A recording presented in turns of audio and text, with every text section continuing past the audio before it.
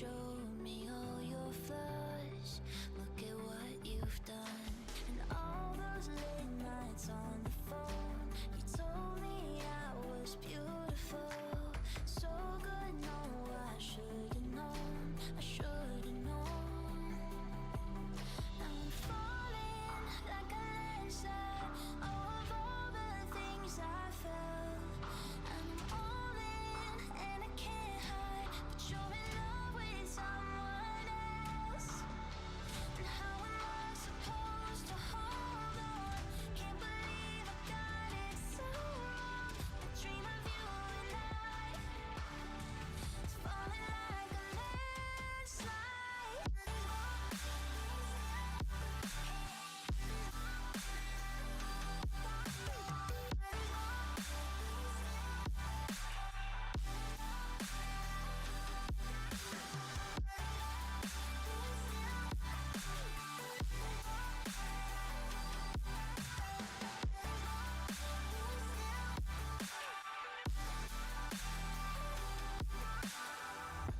I feel you slipping through my hands, and I don't know how. I thought that you would understand, but you let me down. All those late nights on the phone, you told me I was beautiful. So good, no, I should've known. I should've known. Now I'm falling like a landslide. All of all the things I felt, and I'm all in, and I can't hide. But you're in love with someone else. And how am I supposed to hold on? Can't believe I got it so wrong. I dream of you and it's falling like a landslide.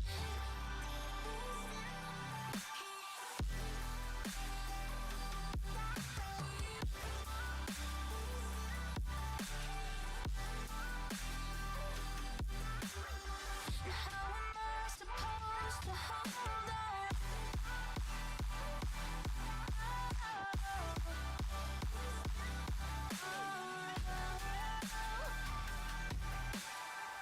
How am I supposed to hold on? Can't believe I got it so wrong. I dream of you and it's falling like a landslide.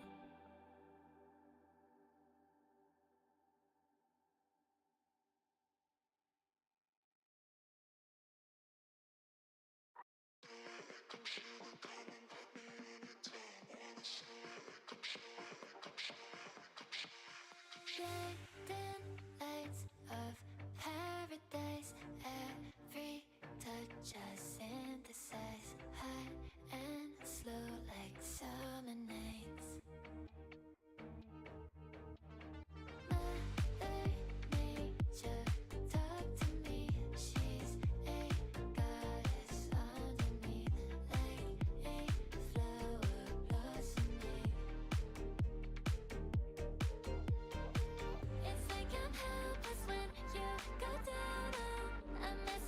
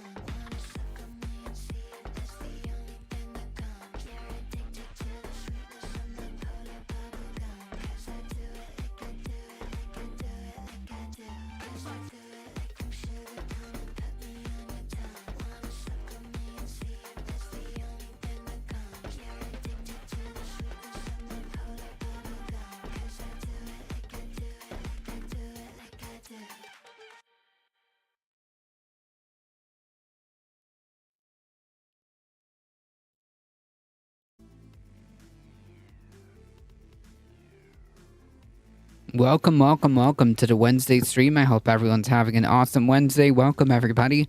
Michael Hassler, how's it going? Cosmic Seeking, welcome.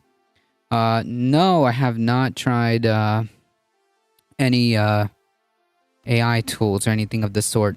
The music is just the way it is because for some reason, I don't know, it just didn't want to play properly.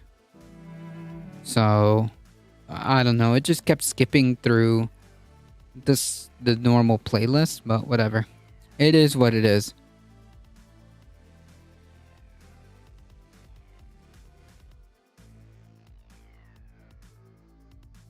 Have I tried any of the new AI? No, I have not.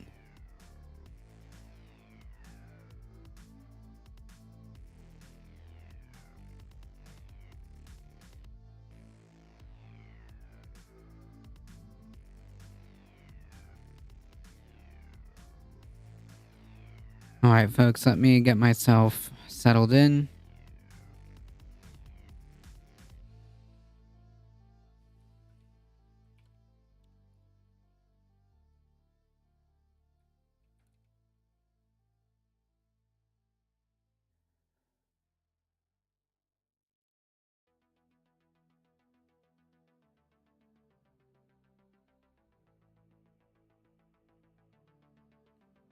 You should be pleased with that result. What, AIs?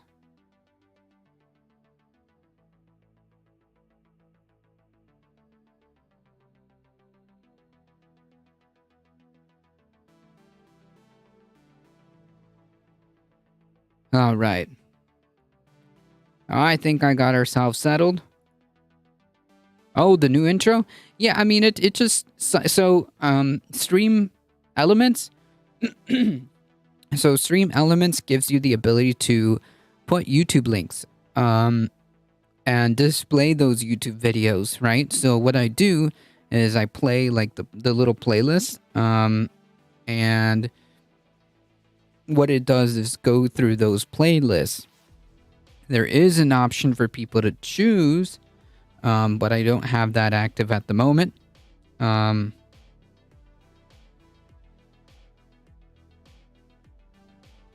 If it runs out of links after you do all of the, you know, hand fed YouTube links, if it runs out of that, then it just kind of generates its own playlist, and that's what ended up happening. It ended up or playing its own the songs that it wanted from Monster Cat, I think, is the artist. So that's just kind of a thing it does on its own if it runs out of the music that I ask it to play. Hit or miss, really.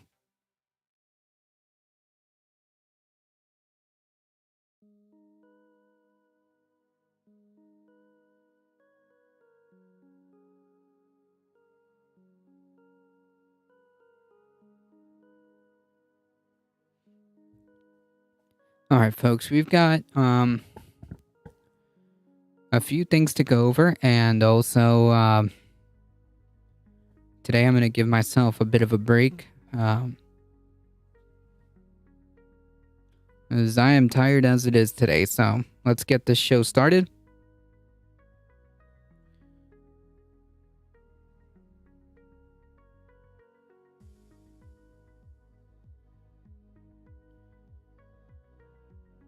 So this is the attempt at rationalizing. I accidentally tweeted it twice because it came through my feed several times, so that's my bad. But yeah, this is the attempt to justify the heinous rhetoric. It doesn't make it any better. That I called to ban transgenderism entirely. I made the Alio with the 14 biddies, welcome. Thank you so much for the support. I appreciate it. That I called to ban transgenderism entirely.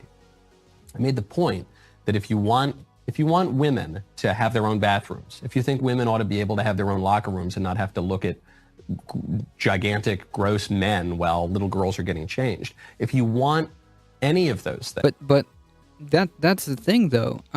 This is a straw man. These are things that don't happen.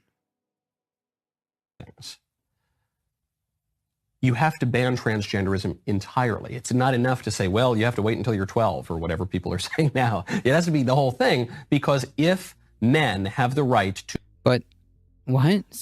Okay. Yeah, so you are calling for the ban on complete... you are calling for the ban of trans people. Not the ideology, because you can't separate it, because it doesn't exist. Okay? Your identity is not an ideology. So he's kind of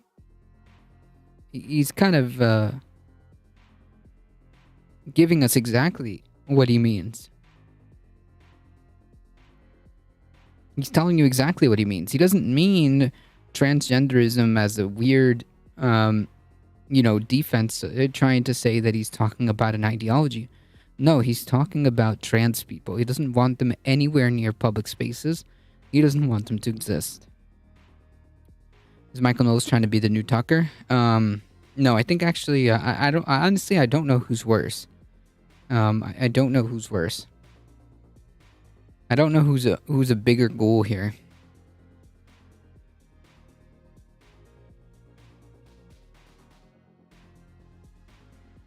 To behave as women and identify as women for the purposes of public life, then women can't have their own spaces. And we as a society cannot have our own standards and norms, and we're not allowed to live according to reality.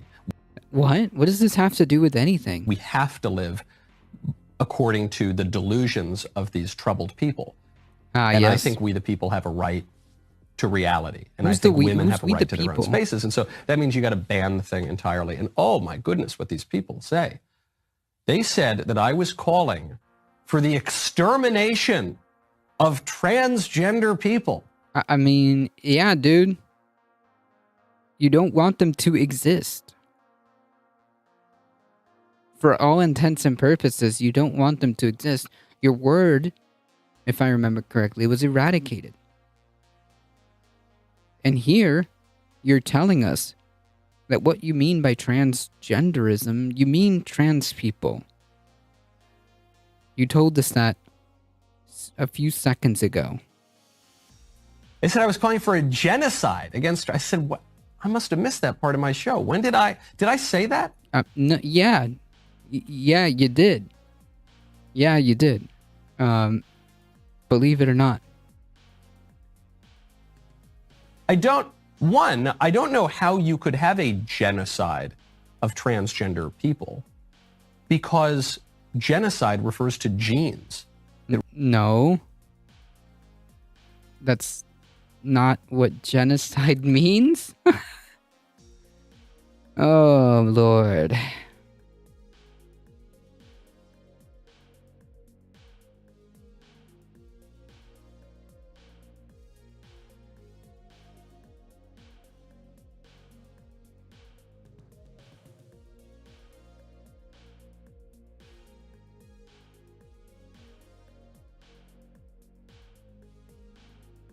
It refers to genetics. It refers to biology. And the whole point of transgenderism is that it has nothing to do with biology. No, here we're playing semantics games. We're playing semantics game. We're going from like the what he's trying to do is go from like the 1940s kind of derivative, where genos in the Greek, in Greek means genes, I think is what he's trying to say. Race, sorry. Genos in Greek means race. So I think he's trying to make some kind of weird connection, but sorry, dude. You can try to play semantics games all you want, but the reality is you just don't want these people to exist.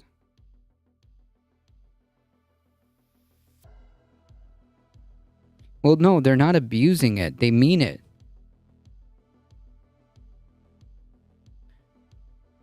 It kind of sounds like Gene, so checkmate. True.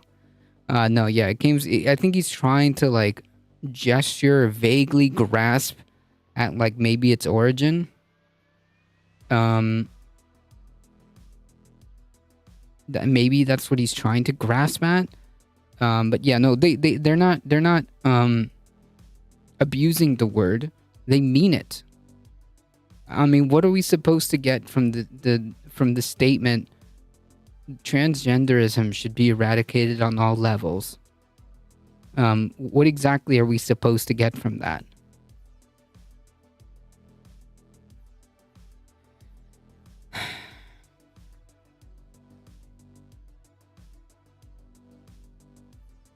Hey, Echo Resto Dragon, how's it going?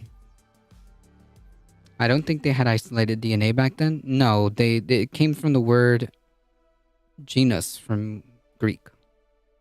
That's what the transgender act. The Greek word for race. Hey, bud, just wanted to say hi real quick before heading out to D&D. Hey, no problem. Thank you so much for stopping by. I appreciate that, Bub Dragon. Whoa, hey, come back. People refers to biology, and the whole point of transgenderism is that it has nothing to do with biology.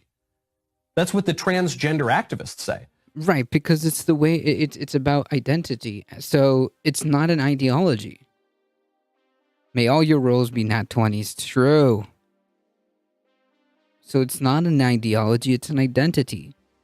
Ergo, the only natural conclusion is that maybe you do want to eradicate people because transgenderism, the ism is a person.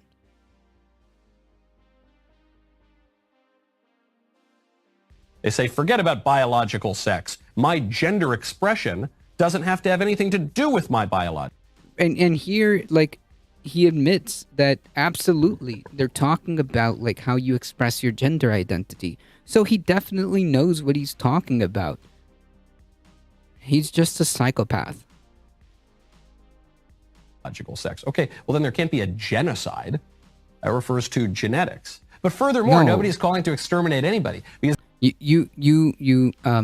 believe you explicitly use the words eradicate. the other problem with that statement is that transgender people is not a real ontological category. Oh boy.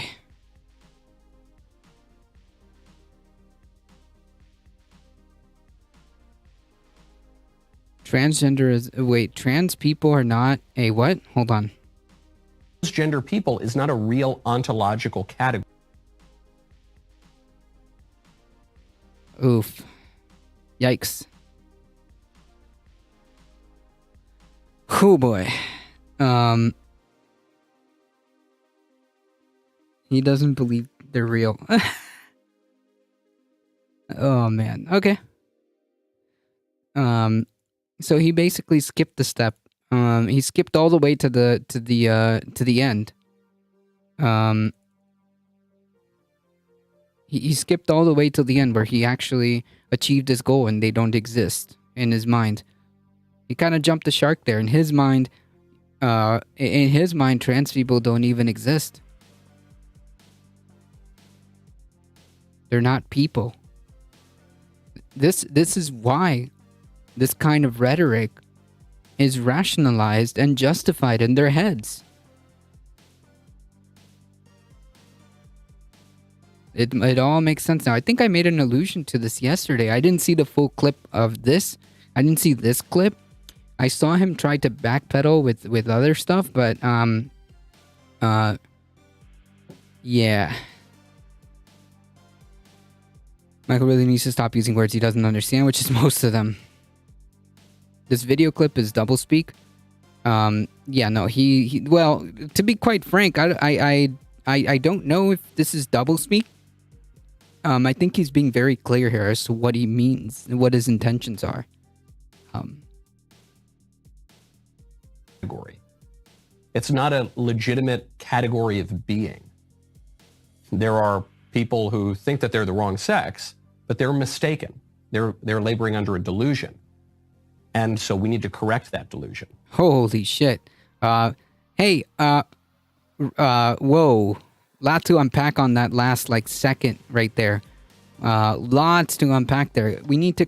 How exactly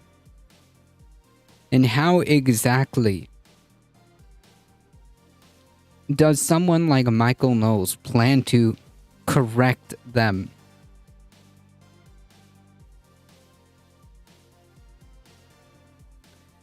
Yikes. Because that would be my first question.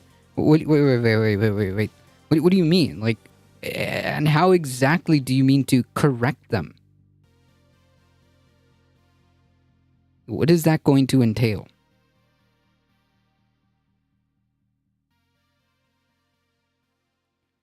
Eradicate and genocide are serious threats, and battle words not in general conversations. Yeah, I mean, it's very explicit. Yes, it's very explicit.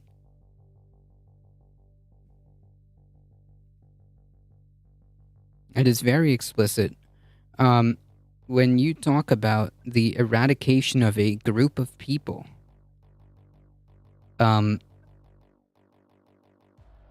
it's about as explicit as you can get of what your intentions are. Absolute freaking psycho.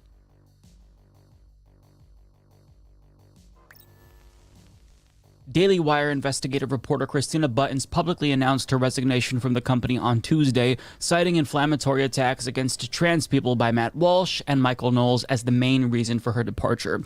But before you give her credit for having a change of heart or being some sort of a trans ally, understand that this disagreement is very narrow in scope and ultimately comes down to civility and strategy. She explains, I was told that the Daily Wire's stance was that adults could live their lives however they pleased so long as they kept kids out of it. I mean, Ben Shapiro is literally against gay marriage, but okay.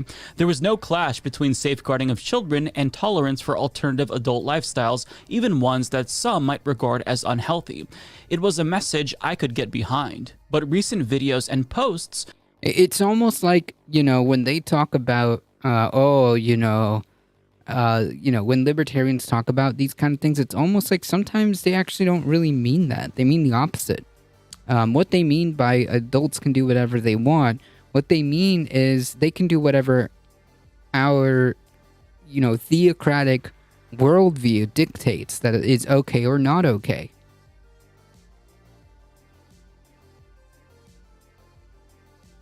have weakened my confidence in their commitment to this message. On Valentine's Day, Matt Walsh did a segment on his show about transgender influencer Dylan Mulvaney that has now been viewed by millions. Quote, "You are weird and artificial. You are manufactured and lifeless. You are unearthly and eerie. You are like some kind of human deepfake," Walsh said.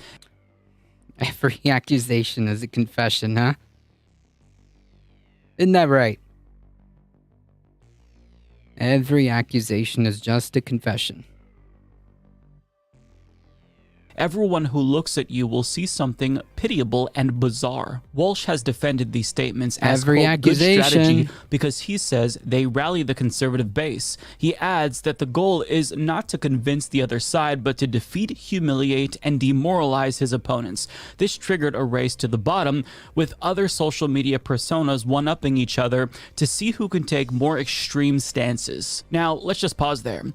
This pivot from concerned trolling about trans youth to a full-on war against trans adults is the crux of her disagreement with folks like Matt Walsh and also Michael Knowles, who she does bring up and defends against the media's supposed misrepresentation of his comments at CPAC. And just a bit of a tangent for those of you who missed it, Michael Knowles at CPAC called for the eradication of transgenderism and claims that that's not actually a call for genocide because he's trying to disaggregate transgenderism from transgender people. The problem is that you can't eradicate transgenderism without eradicating transgender people, in the same way that you can't eradicate Judaism without eradicating Jewish people. It's inherently genocidal rhetoric, and he's well aware of what he's doing, but she yeah, of course, because he doubled down on it. And he very accurately acknowledged that he's not talking about an ideology. There is no such thing. There is no such thing as transgenderism as an ideology. It doesn't exist. Transgenderism is it just doesn't exist. There are trans people. There are trans people. There's no such thing as a trans ideology. It's simply, people identify with the different sex. That's it. It's an identity. And you can't eradicate an identity without eradicating the person, which is the goal. And he tells you, both Matt Walsh, but Michael Knowles, it's very explicit. There's no hiding. There's no thin veil. There's nothing. It's pretty out there. I mean, we can play the clip. He's very explicit. He understands exactly what he's saying. Because he doesn't even refer, like he did in his original clip, or his original attempt his original defense attempt at trying to separate the two, is trying to call one the trans ideology or whatever. No, he doesn't mean that. He means the people, because they are one and the same. There's no such thing as a trans ideology. Defends him, though disagrees with him when it comes to the banning of adults from transitioning. The problem is that banning adults from transitioning was literally always the goal of conservatives when it comes to transgender people. I mean, just look back at any civil rights fight in American history. Well, yeah, the goal is for them not to exist, or for them to make it so hard for trans people to exist in public. I mean, Matt Walsh is very explicit about this. Specifically Matt Walsh is very explicit. If Matt Walsh was president today, he would implement or he would lobby Congress to implement federal bans on trans people.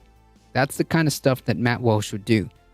I mean, he's there. There are pictures of him at signings of anti-LGBTQ laws. He's there. He's there at public signings of those legislations. This whole think of the children argument was always used as a justification to delegitimize civil rights movement. Right, because they don't care. They actually don't care about children, as we know. They don't care. Conservatives don't really give a shit about children, because they would have to reconcile that. Maybe they should be looking in their own camps when it comes to protecting the children. Maybe they need to hold one giant mirror at their folks. I'm just saying, listen, pure speculation, but let's just say I wouldn't be surprised if one day we found out Matt Walsh was doing some inappropriate stuff with underage people. Let's just say if that ever came to light, it wouldn't be surprising. No disrespect, but why would MAGA or GOP cares what? Knowles, Walsh, Gates, religious leaders now hardly, unless they're trying to replace Pence. Wait, what? No, I'm not sure what that means. I'm not sure what any of that means. Why would they care about what? And ultimately deny them their civil rights. You don't even have to go back that far to find these examples. Think about how conservatives asked, well, what am I going to tell my kids when they find out that two men can get married? I mean, I don't know, but your kids learning that gay people exist isn't a valid reason to deny civil rights to an entire group of people. Right. Whoa! Correct. And it's the same thing with the abortion argument. They use like this misnomer of trying to be pro-life or whatever bullshit. But there's nothing pro-life about them. They don't care about the unborn babies or whatever. They don't give a shit about that. And clearly they don't give a shit about kids either, because they would be more than happy to cut funding for any like programs, social programs that would help children. They do, in fact. These types of arguments in some variation or another are pretty common, and it's bizarre that she doesn't know this as a journalist specifically who reports on trans issues. The eliminationist rhetoric the right has been using against LGBTQ plus people for decades has been the first clue. So I'm sorry, Christina, you're naive to think that the right would stop at children. These are Christo-fascist authoritarians who believe that they have divine authority to subject all of us to the laws of their God. So in their view, the lines that you're drawing are arbitrary. And Christina mentions in the article that she's an atheist. So perhaps she's not familiar with their authoritarian tendencies, but I am. And I can assure you that enhancing freedom for adults is not the core concern of fundamentalist Christians. Correct. Correct. So her first contention overall is that she doesn't agree with them about banning adults from transitioning, and her second disagreement is about the ways in which figures like Matt Walsh paint all trans people with too broad of a brush. And again, I can't help but think, no shit, Sherlock. But let's hear what she says about this in particular in these next couple of paragraphs. Quote, there are transsexuals who are not ideologues, who know they cannot literally identify out of their sex, and who believe that medical transition is a choice for adults, not children, to make. I count some of them as my friends. They are trying to educate the public using their unique position as transsexuals to deflect ad hominem criticism that they are motivated by prejudice or perversion. Some have also participated. But my sister in Christ. You work for one of the largest conservative online media platforms. Unbelievable. Her friend is Blair White, isn't it? I would bet money that would be the case. Does she not watch the show she works for? Ha. How's it going, Bipedal Meatbag? In helping to pass legislation to protect women's sports and safeguard children. Walsh's rhetoric coincided with a sudden deluge of animus toward transsexuals like my friend Blair White. Ha! Called it. Nice one, Simulacra. Called it.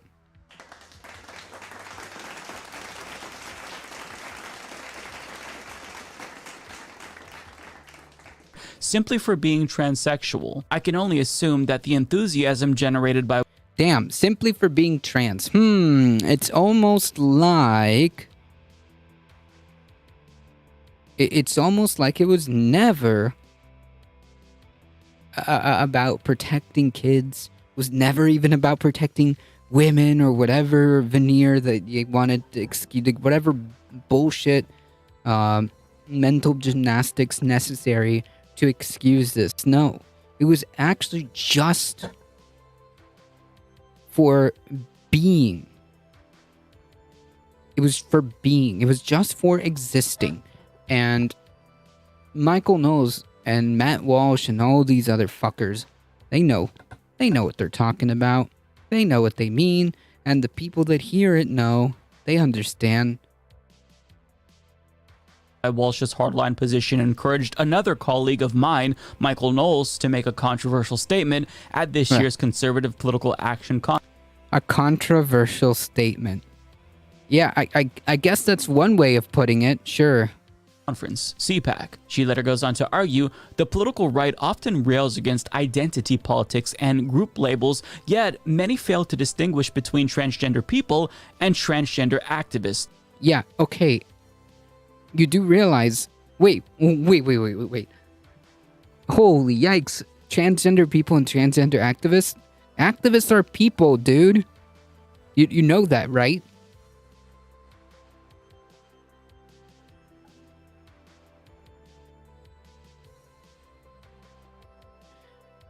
Oh, Lord.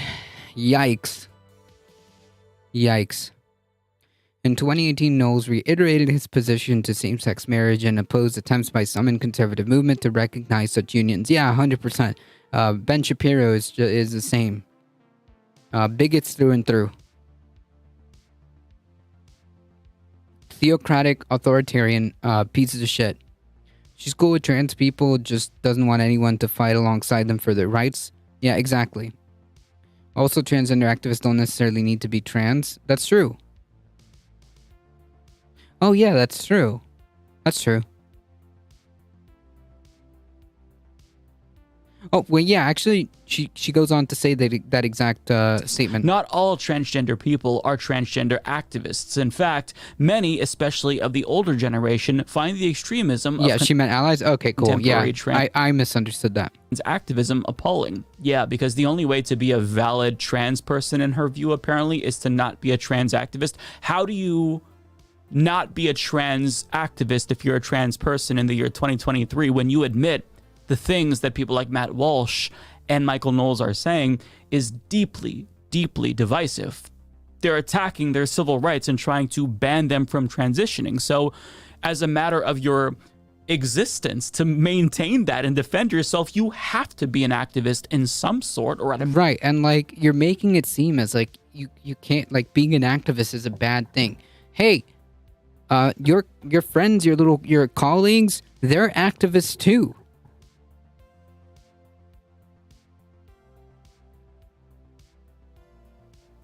Minimum an advocate. So I don't get that contention with some trans people who are activists, but she is correct that public figures know that they can grow their audiences by farming negative engagement and saying the most extreme things possible. Even if a majority of the engagement that they get by doing that is negative, it still bolsters their name recognition and shores up support with their core audience. So it's a net benefit to them overall, so long as they're able to skirt social media bans. Some are more clever at it than others.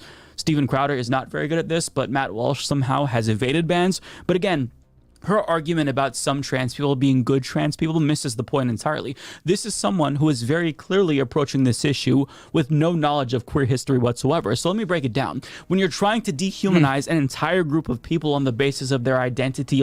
Yeah, Matt Walsh are the good ones. Yeah, sure. I know Matt Walsh and Michael Knowles cannot speak against Republicans, but leave people alone. Oh, they're not going to speak against Republicans. They are Republicans. They want Republicans to be in power so that they can use that, so that they can enact this type of agenda. Alone, propping up examples of good trans people. Like I said, Matt Walsh was literally at a public signing of anti-LGBTQ legislation. He was there at the public ceremony of the signing of the bill. Is fundamentally antithetical to that goal, because it inadvertently primes people to think that if there can be one good trans person, well, maybe there can be two good trans people or more good trans people, or perhaps maybe most trans people aren't bad after all, actually. See, opening the door to the prospect of, quote, good members of the group you've otherized is a problem for bigots because it breaks the illusion and undermines the demonization narrative that they've been pushing in the first place. So this is why they're unequivocal in their anti-trans beliefs and firmly committed to the vilification and total dehumanization of all trans people, because that's the most potent and reliable way to farm hatred. Propping up examples of good trans people, in their view, could be a Trojan horse to full acceptance, which is a risk that people like Matt Walsh aren't willing to take. So, of course, when he's demonizing trans people, he paints with the broadest brush possible, because that's how he drives home the point that trans people are invalid. A couple more paragraphs, though. She concludes writing, I am keenly aware of the distinction between factual reporting and opinion. As a journalist and reporter, I dedicate my days and nights to meticulously surveying data, scouring the primary literature, and choosing the best words to accurately also a good way to milk money from bigots, true. Convey the truth, but such painstaking attention to detail is rendered meaningless when the company's flagship entertainers and personalities speak impulsively and deploy divisive rhetoric for entertainment and clicks. No shit. That's the name of the game for conservatives, especially online pundits. Yeah, where have you been? You literally worked, I guess, at one of the, if not the biggest platform for online conservative media. Yeah, no shit.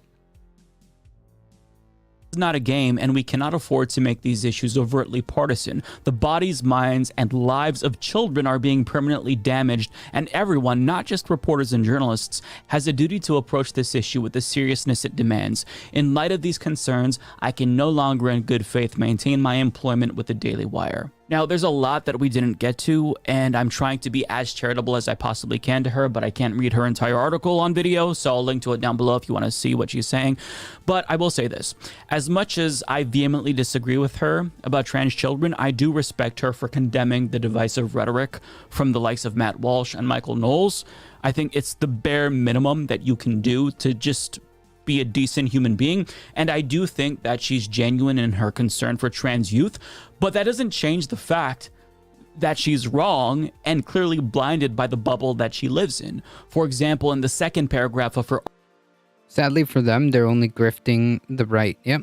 Article, she explained how world-rocking it was to see so many trusted institutions being misled on the issue of trans youth, which includes academia, the medical establishment, and LGBTQ+ civil rights organizations, among others.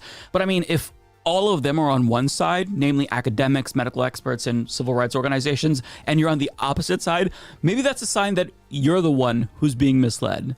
I mean, think of it this way. If someone with zero expertise in astronomy told you that scientists and astronomers are being misled about the heliocentric nature of our solar system, I think that most reasonable people would suspect that they're the ones being misled, not the experts. So why wouldn't you be introspective and apply that same logic to this issue and assume, okay, if the academics and medical experts are saying one thing, perhaps I'm the one who's in the wrong here. Furthermore, LGBTQ+ civil rights organizations are composed disproportionately of LGBTQ+ people. Don't you think that they'd know best? Are you really going to say that they're all being misled? I mean, to reach your conclusion, you literally have to deny the lived experiences of millions of people. Most LGBTQ+ people, including trans people, will tell you that they knew they were trans at a very young age, including her friend, Blair White. Case in point. When did you feel?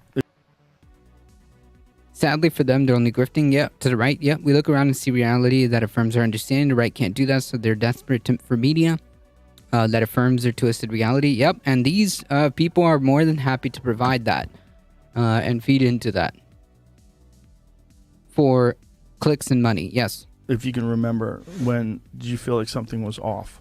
That you were supposed to be a girl?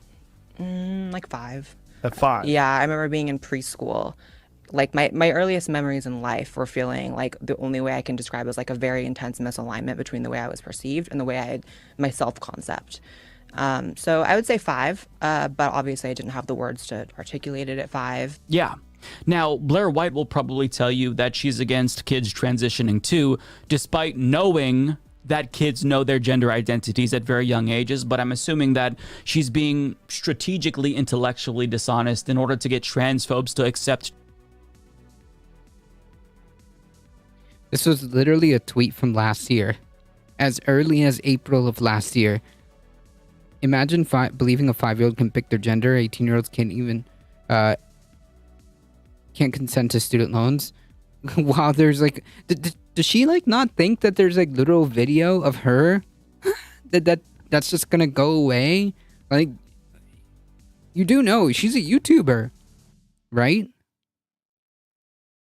You do know that these things, once they are online, once you go on a podcast that's a video podcast and it's online, when you post videos, when you make tweets, all of that is forever. All of that is forever. Did you not think that people wouldn't go back and find or didn't forget about the clip where you literally say that you knew at, oddly enough, the exact same age that you posted here? Come on. Trans adults at a minimum as a sort of compromise, even if they reject the identities of trans youth. But the pick-me strategy never works. Ask Dave Rubin. But to diminish the lived experiences of the overwhelming majority of LGBTQ+ people in general is a position that is based on either cognitive dissonance or ignorance.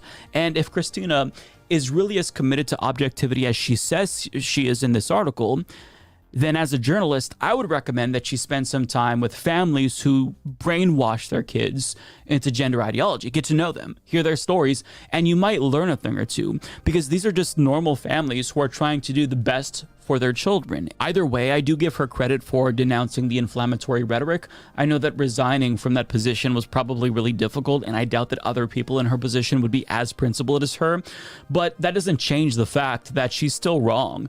And if she was genuinely in pursuit of the truth and not just confirmation bias, I think she'd learn that civil rights organizations and medical experts and academics aren't being misled on this particular subject. She is. Nice. Good little conclusion to that overall debacle there from Michael Knowles.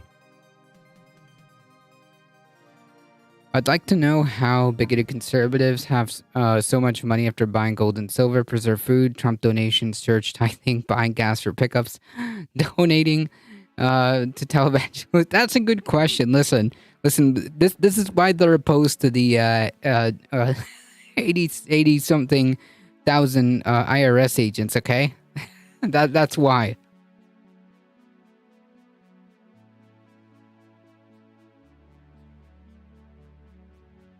Right. Don't forget the non-hybrid seeds. Exactly.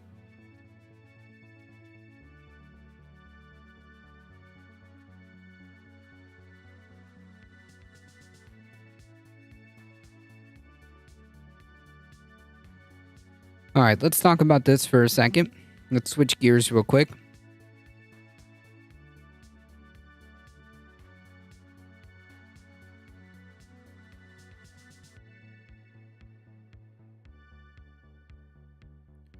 Florida Republicans propose a 6-week abortion ban.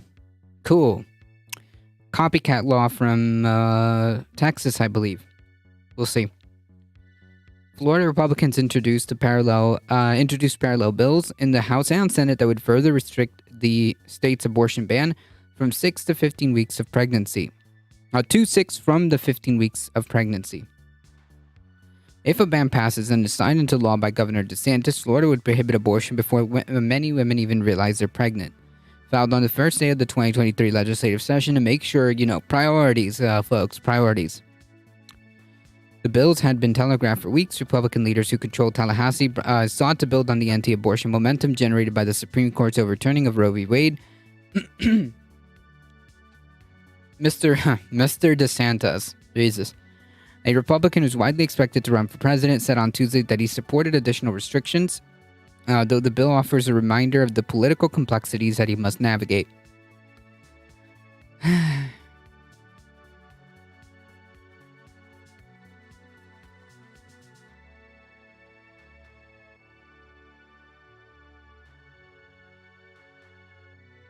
Abortion restrictions appeals to Republicans, but 64% of Florida residents believe that abortion should be legal in most or all cases, according to a recent poll by Public Religion Research Institute. Legal abortion is supported by the wider American public, whom DeSantis would have to face in a general election. Mr. DeSantis signed a law last year banning abortions after 15 weeks of pregnancy, down from 24, without exceptions of rape or incest. Of course. This is an unironic, non-fallacious slippery slope. They're not going to stop. Abortion rights supporters are suing the state over the 15-week ban, though it remains in effect while the court case proceeds. One of the first questions Mr. DeSantis fielded at a news conference on Tuesday after his annual State of the State. Such a weird... Whatever, okay. Focused on the new abortion bills, which were filed shortly before his speech. The bills allow for exceptions to the proposed bans in case of rape or incest until 15 weeks of pregnancy, or if the mother's life is in danger. I think those exceptions are sensible. We welcome pro-life legislation, except it's not pro-life, as we went over the stories yesterday. There's nothing pro-life about this. These people just don't care. These people fundamentally do not believe in the right to bodily autonomy. They fundamentally do not believe in the idea that you should be able to choose what you do with your body. And they are willing to use the state to enforce that belief, their belief.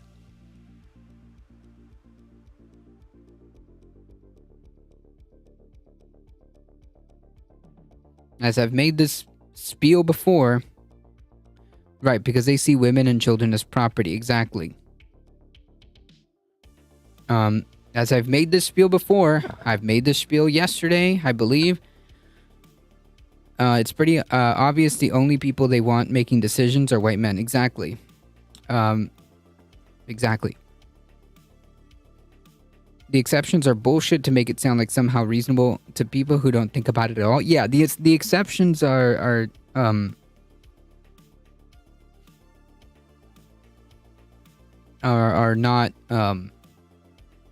not real for all intents and purposes.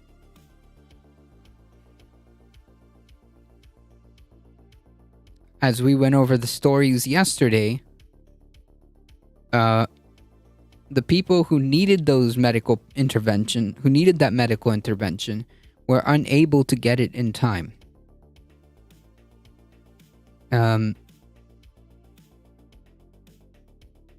Some had to go to other states.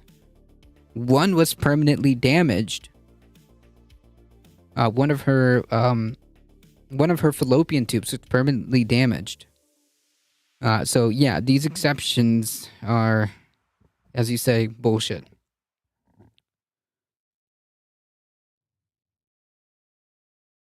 They're always willing to speak for those who can't speak for themselves, the fetuses, God, etc. Yeah, because then they can have this sense of moral superiority.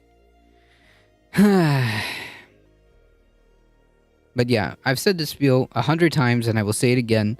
The abortion debate is fundamentally about bodily autonomy. Everyone has the right to self-determination. In other words, you get to choose what you do with your body so long as it does not affect others. An important addition to that concept of bodily autonomy is that you are not entitled to anybody's body, period. Even in death, you must have explicit consent to even harvest your organs. The government's only business here is to protect that right. And if you have some weird moral objection, then don't have one. That's the whole point of being pro-choice. However, you do not get to dictate what other people do. It's that simple. Kathleen Passidomo, the Naples Republican and Senate President,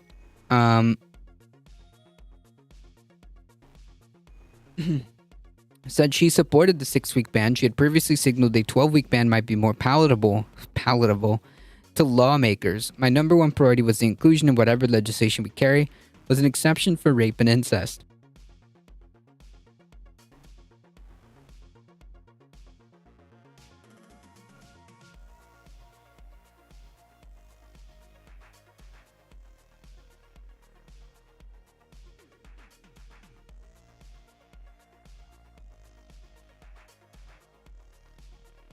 Sorry about that. My number one priority was the inclusion in whatever legislation we carry was an exception for rape and incest, she told reporters. Paul Renner, a Palm Coast Republican and House Speaker, noted that the bill would include trigger language, meaning that it would not take effect until after the Florida Supreme Court rules on the 15-week abortion ban that legislatures passed last year. Among other provisions, the new bill would ban telemedicine for abortion and required that medical abortion be dispensed in person by a doctor. Doctors who break this law would be punishable by up to 5 years in prison. Democrats were quick to criticize both the contents of the legislation and the messengers.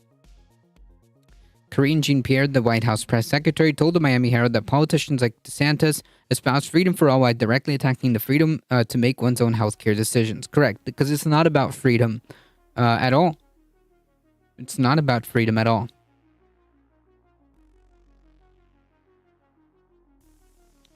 They do not care about that. In an email, Representative Fentrice Driscoll, a Tampa Democrat and the House Minority Leader, said the bills would essentially make all abortions impossible and adversely affect people from Louisiana, Mississippi, and Alabama, and other states in the South who otherwise would have looked to Florida for abortion access. Politicians should never be involved in the medical decisions between a person and the doctor. True. And that's the point. Because all abortions, the overwhelming majority, I should say, more than 90%, are done in the first trimester. And the fact that you want to lower that threshold to 6 weeks is not an accident. Most people don't even know they're pregnant, which is the point. And once that threshold has been passed, you cannot do it.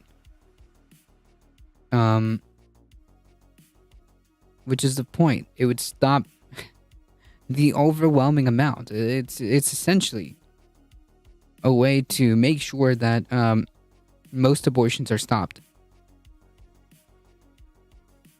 Did you hear about the Texas case where the people are suing? Yes, we went over that yesterday. The 5 plaintiffs, the 5 women. Yes, we did.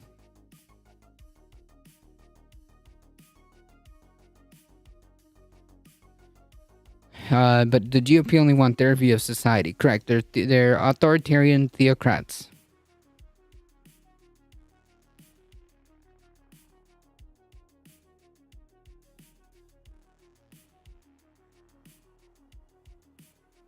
Must have missed that yesterday. No problem. Yeah, we definitely heard about it.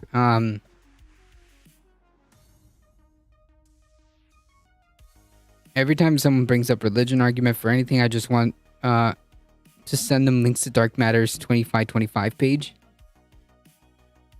I'm kind of scared to ask what that is.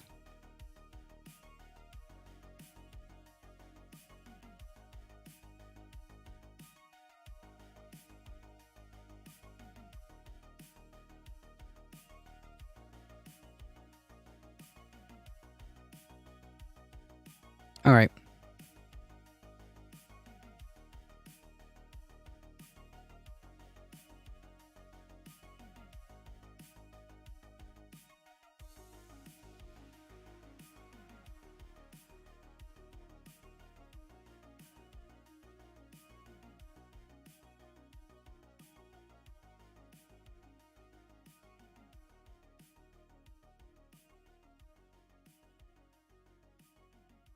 Let's do a follow-up on the Tucker Carlson thing. Footage from... All right.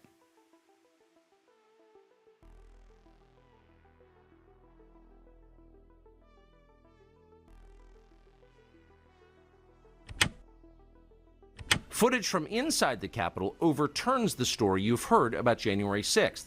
Fox News host Tucker Carlson has a new, completely insane defense of January 6th. And I'm going to go over some of these clips from his show last night that are just incredible. So, first here, this is what this whole thing... And again, like, keep in mind, like, the stuff that we watched yesterday. Keep in mind. Oh, he does a lot of deconstruction of the Bible and other conservative themes. Nice. Is about, as Mediaite writes.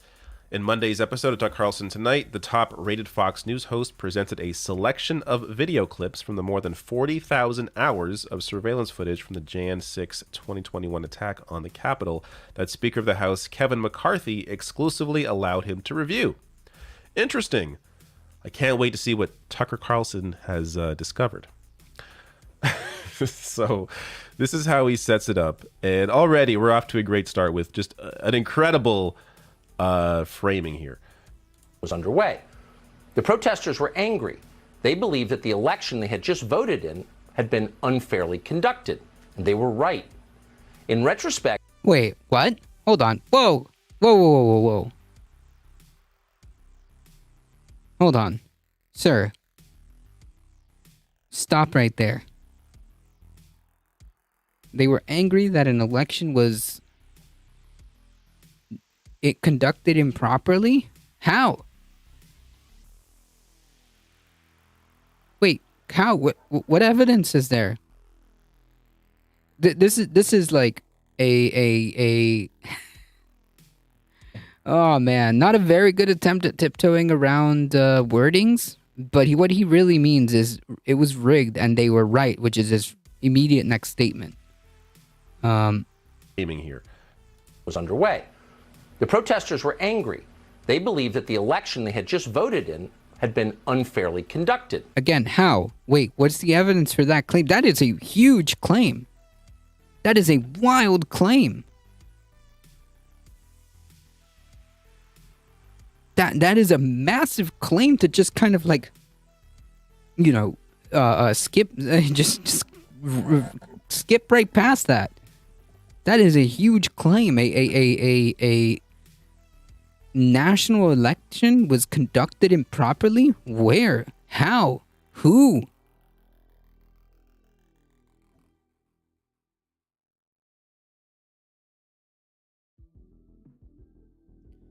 A growing number of Republican lawmakers, including Senate Minority Leader McConnell. Yeah, I don't really. I'm gonna be honest. I don't care how many of these fucking clowns pushed back. It doesn't matter. To me, they're all complicit. All of them are complicit. Especially.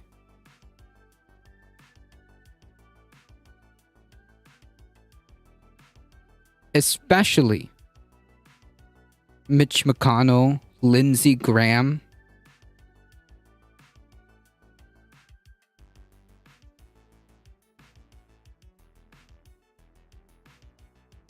Yeah, so I mean, yeah, I'm not interested in how many Republicans suddenly like wag their finger. Nah, bro. I don't buy it. Not from them anyways. He was doing okay until the very end when he agreed with them. Right. Exactly. What he should have done is like, yeah, they're mad because they believe that an election was rigged. However, there was no evidence to suggest that any of this happened. That's the reality of how it should have been. Tucker uses brainwashing and hypnosis techniques. Their lawyers told him what to say. Probably. I like what the Daily Show said. If you have to punch a cop on the way in, it's not sightseeing. Oh yeah, no, we watched some footage just so that people remember. Just so that people remember. What it was like. Yeah, definitely not sightseeing.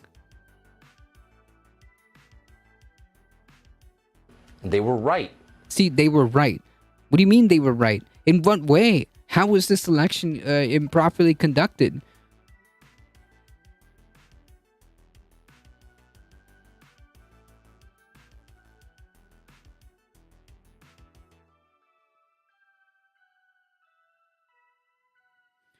All of which raised the question, what good of it any do? Carlson inadvertently gave us the answer. The January 6th committee provided the nation with a definitive account of the violence of the day, providing critical background information, blow-by-blow account of the inciting acts, talk of the riot of the insurrection itself, and a lengthy epilogue covering the players' reactions. In short, the committee served as a prosecutor, laying out the strongest case against the offenders.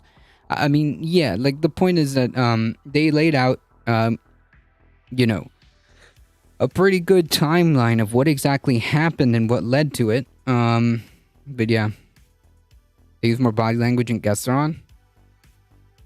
In retrospect, it is clear the 2020 election was a grave betrayal of American democracy. Whoa! Given the facts. How? Wait. What do you mean? A grave betrayal of American democracy?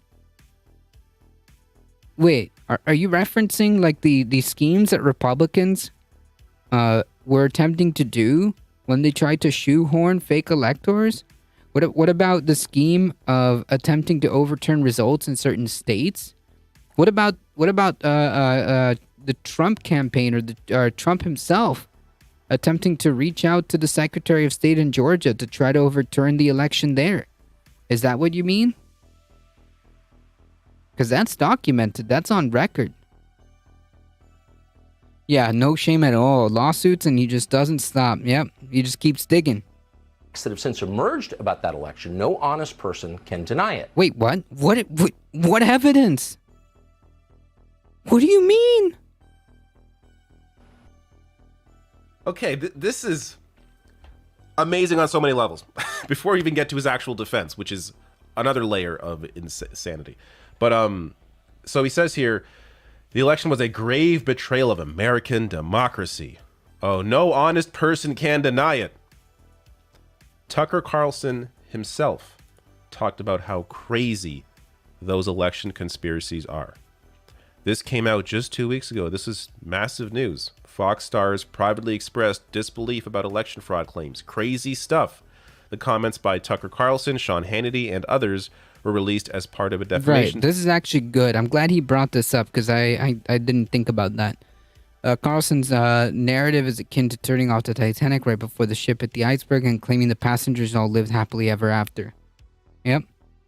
There's definitely a group-specific spiral of silence that happens in regards with things like this. When you've got a party hijacked by very loud, bombastic, and quite vicious people, any kind of moderation is indirectly silenced because it contradicts the group and people don't want to be in the firing line.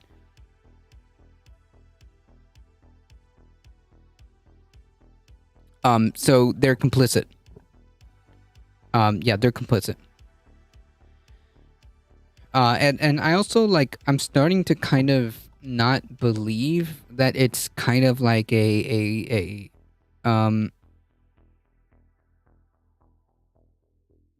don't believe it's kind of like a loud minority, because this is at all levels with the Republican Party. This is at all levels, from the state to local to federal, like, it's everywhere. So I don't think it's like a loud minority. I think they are the party. And I think that the people who opened the doors for this to happen are complicit. The people who are sitting there doing nothing are complicit, because for all intents and purposes, they're facilitating this. But that's just my opinion. Rather than give evidence, he suggests it's evidence for already stated truth. Correct. Suit against Fox News. Yeah, and make no mistake, Tucker Carlson is playing Fox News viewers. He doesn't believe half the shit he says. Dominion voter systems. So while Fox News pushed lies about the 2020 election, backing up Trump's ridiculous claims, here they are privately saying all this is completely insane. All these lies are obviously lies. Yet Tucker here publicly still pushing this garbage, even though it's public knowledge that he privately acknowledged that these election lies are. Yeah, it's like no shame, because he knows that his viewers aren't going to listen to any of them. He knows that his viewers aren't going to pay attention. Okay? The party's final and most essential command is to just shut off your eyes, is just to close your eyes and ears to the evidence provided. I mean, that's it. That's the GOP.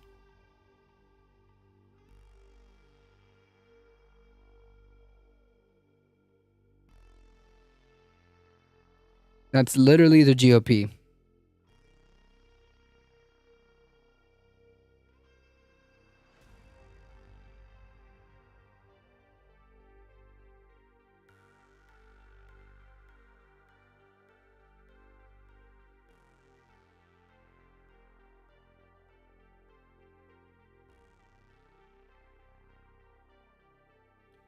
If Tucker Carlson disagrees with all this bullshit as much as he says he does, I fully expect him to have a mental breakdown on camera. Like, so, I mean, have you heard him laugh? Tucker and other authoritarians believe the lies are justified. Yep.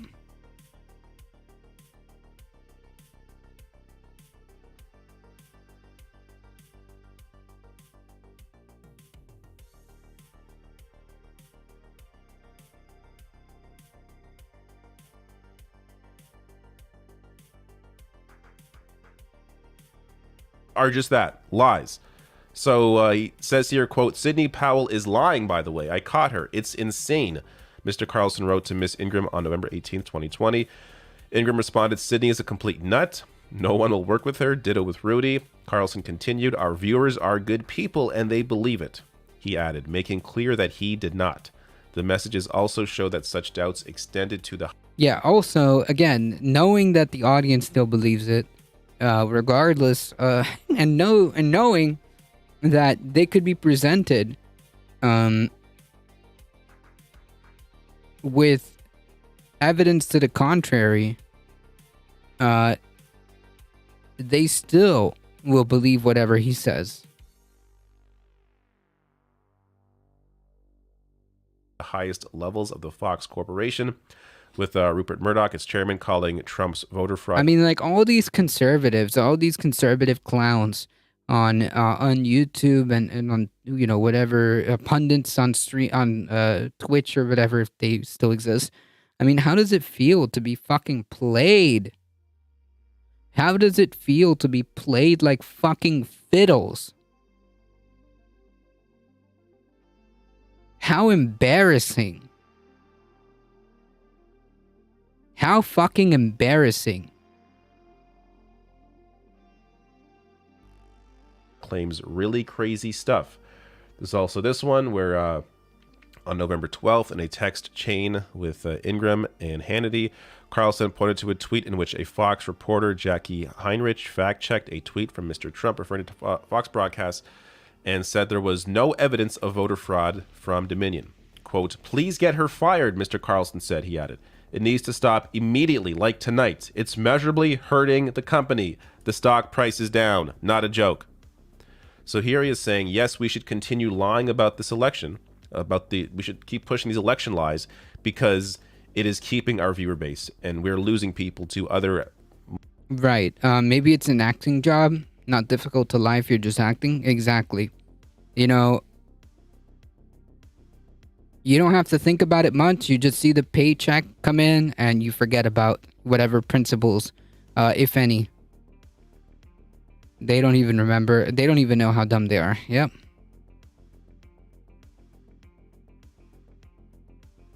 Even further right-wing outlets like Newsmax. So we have to keep pushing this lie. Yet here he's, saying no honest person can deny that there were issues with the election. It's so incredibly in-your-face dishonest, considering that this is like massive news. He knows this is massive news, but he also knows, his audience is not. Yeah, it's exactly what I said. Hey, look at that. And not really.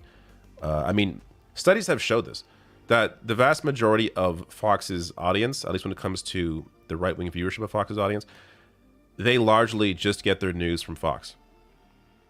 And that differs from viewers to CNN and MSNBC that typically have a variety of sources that they get information from. Not all of them, of course, but a larger percentage of them have multiple sources that they look at and read compared to the Fox News viewership. And Carlson knows that.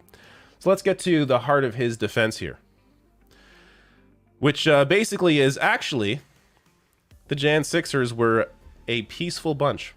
So check out how he frames that here. They were orderly and meek. These were not insurrectionists. They were sightseers. Footage angry. They believed that the election they had just voted... Wait.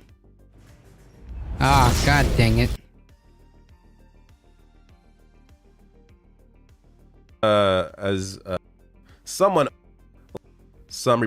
Tucker ever going to come out? A man that... The Capitol. A variety of sources that they get information from. All right. Not all of them, of course, but a larger percentage of them have multiple sources that they look at and read compared to the Fox News viewership. And Carlson knows that. So let's get to the heart of his defense here, which basically is actually the Jan Sixers were a peaceful bunch. So check out how he frames that here. They were orderly and meek. These were not insurrectionists. They were sightseers. Footage from inside the Capitol overturns the story you've heard about January 6th. Protesters queue up in neat little lines. They give each other tours outside the Speaker's office. They take cheerful selfies and they smile. They're not destroying the Capitol. They obviously revere the Capitol. They're there.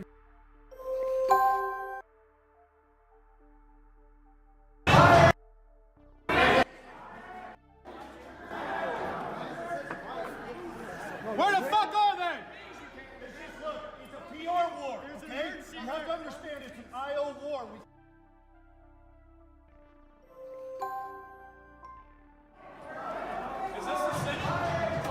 Yeah.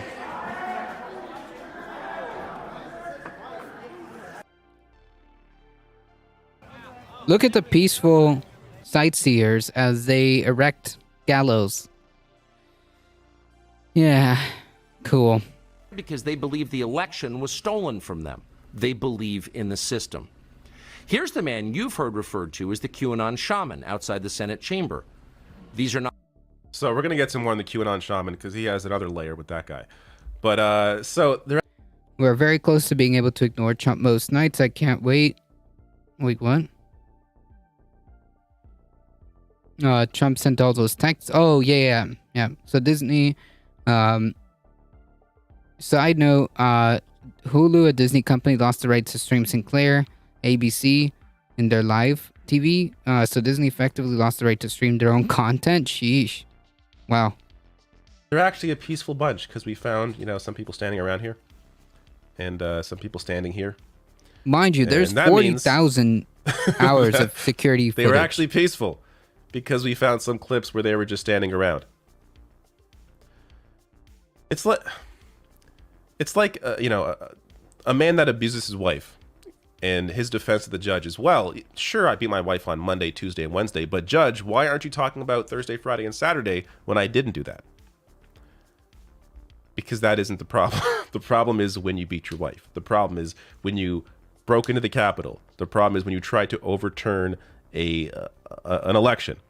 The problem is when you made a massive mess, rioted the Capitol. Like, it's hard. I don't know. Yeah, it's dude. hard for me to grasp how anybody with half a brain, with a quarter, with a fraction of a brain, can possibly buy any of this bullshit. Is Tucker ever going to come out? All of his claims about how violent Black Lives Matter is he going to go out and show shots to the crowd, the people that were just standing there peacefully with signs? Of course not. But he'll pull out a clip like this. So ridiculous. And by the way, even some... Oh yeah, I wanted to share this as well. Very peaceful bunch. Even some Republican lawmakers. A last-minute contract, to their gotcha. credit, because this can potentially hurt them because they're talking down to their base here. But even they are calling this bullshit. So check this out. Is this a lie? I think it's bull.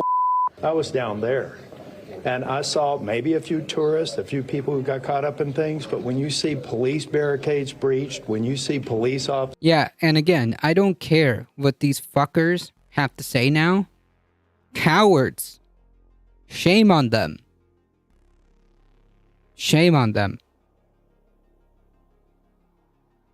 Assaulted. All of that, or you had to be in close proximity to it.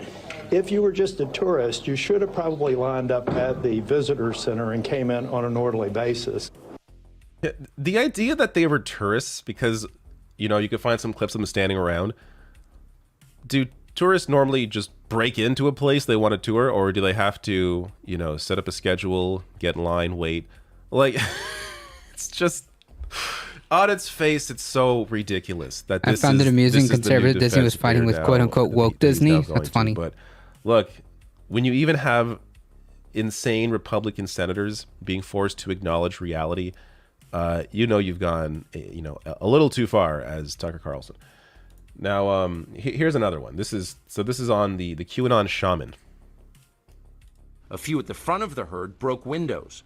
Someone opened the doors, and many hundreds of others... First of all, someone opened the doors as Trump supporters are nearly kicking the doors open. Someone opened the doors. Yeah, dude. So yeah. Yeah, also normal things that, like, even in the one clip that he shows here, yeah, dude, not exactly normal stuff when it comes to sightseeing. In Carlson's extremely selective and misleading, telling to his viewers it isn't about how mob whipped up by the president. Yeah, of course. This was done on purpose. Okay. Sir, excuse me, sir. Sir, you have to buy your ticket and stand in line in the appropriate place to line up for the insurrection. Also, there's a special pass that allows you to skip the lines. Please form a line. Insurrectionists who have the fast pass, please step to the right. Insurrectionists who do not have the fast pass, please maintain to the left. Windows.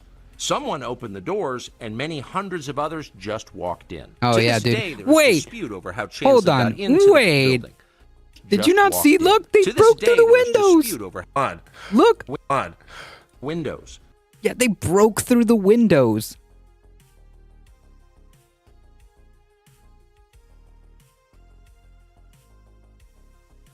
The doors open. Someone opened the doors. Okay. Come on. Windows. Someone opened the doors, and many hundreds of others. Look at them. just They walked busted in. through the To this window. day, Ah, yeah, there's dude. dispute over how Totally normal stuff. Like when I sightsee and when I go on tours, I make sure to break through the windows as I peacefully break and enter a government building. Yeah, dude. Tourists can be crazy. Yeah. Chansley got into the Capitol building. But according to our review of the internal I'd like to see the timestamp. I don't know. It is very clear what happened. So there's more. I'll get to the following clip. Wait, it's true. It's very clear what happened. Yeah, they busted in. Yes, they destroyed the windows and busted through the door. Yes. No complaints about cops taking selfies with them. Not yet.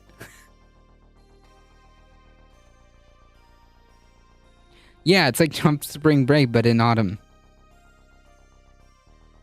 Ainsley is the QAnon shaman, the guy you see clearly here in this picture. As Aiken here writes, 40 seconds between these two clips. You can literally see him walking in. He's the guy holding the flag. He is walking in. How is there a question about how he got into the Capitol? You just showed the video of how he got in. At this point, this has to be Tucker trolling his audience just to see how far they can get, or how far he can push them. I thought the whole suntanning your balls thing was pushing his audience, but this is another version of him of seeing what he can get away with here, because he shows you how he got in the Capitol. It's because he doesn't care. He knows that these people aren't going to do. He knows that these people aren't going to listen or try to do a modicum of research. Tucker is a harmless little man. He's not harmless. I can guarantee you that, Mr. 1 Hour Account. Mr. 1 Hour Account, I can guarantee you Tucker Carlson is not harmless. Part of the reason why these insurrectionists are there are because of people like Tucker. Of others just walked in. To this day, there is dispute over how Chansley got into the Capitol building. Dispute. Oh, dear God. So... Hold on, that's wrong? What do you mean that's wrong? What's wrong? That Tucker Carlson is harmless? Tucker's audience is upper 110s? No, dude. You must be out of your mind, Mr. 1 Hour Account. Absolutely nobody sitting watching Fox News is tuning in to see a lively and integritous discussion about current events. True. Well, then you're being dishonest, okay? Tucker is viewed by millions. Millions of people. You think they're all boomers? You don't think that other people, like, I don't know, Nick Fuentes, don't, piggyback off what some Tucker Carlson says?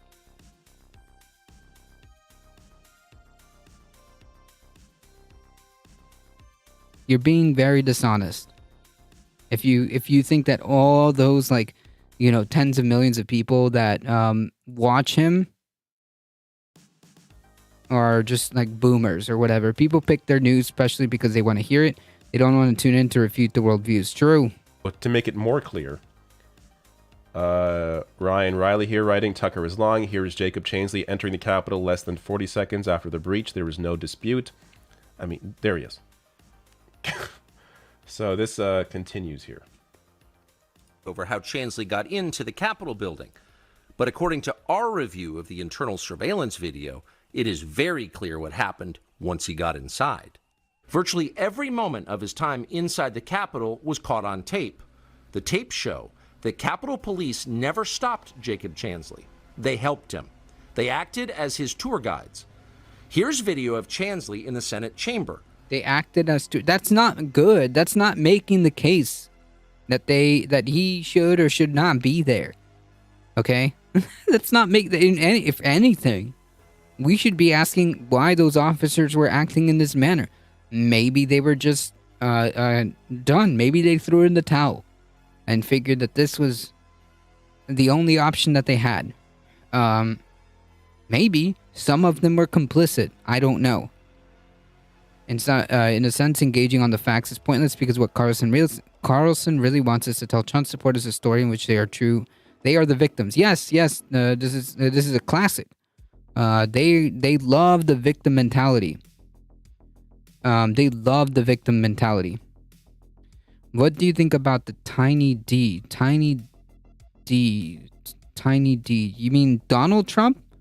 Tiny D? Are you talking about Donald Trump?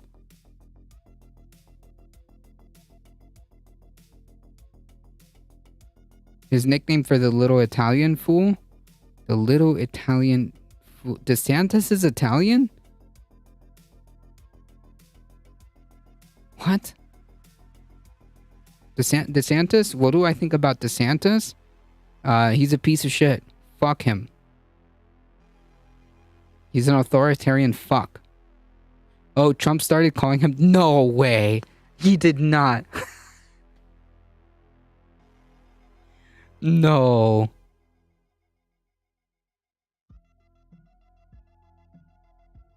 Listen, I don't know. Whatever. It doesn't matter.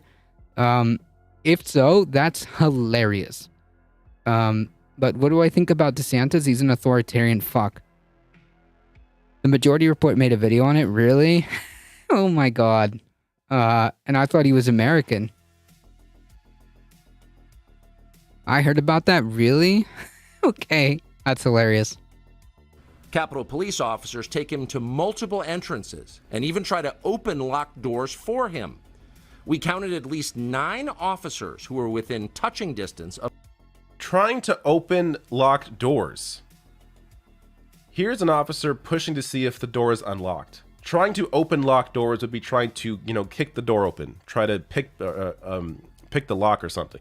He's just seeing, hey, where can this guy go? This is a very standard method with how law enforcement deals with people who they deem to be DeSantis is a Little League ball champion. They will follow them around. Can't get any more American than that. True. What's your ethnicity? I don't know what an ethnicity is. Efficacy? My ethics? Oh, my ethics are based. Not going to cause too much of a ruckus. And they realize there's a massive crowd outside. If they just arrest him now and pull him out, it's not going to go well for those officers. So they are tailing him, following him around, just to kind of keep an eye on him, keep a handle on him.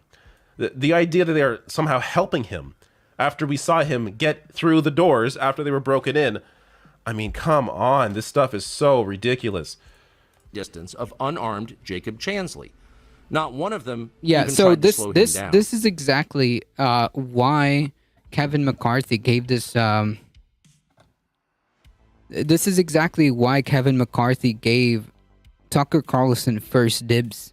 Okay, because the amount of like Olympic levels of mental gymnastics necessary that are being performed right now to attempt to hijack the narrative first is just unbelievable. It's unreal. what's happening here, and it's on purpose because the reality is what happened on January 6th was horrible. What happened on January 6th was an insurrection. It was violent, no doubt about it, and it looks really bad.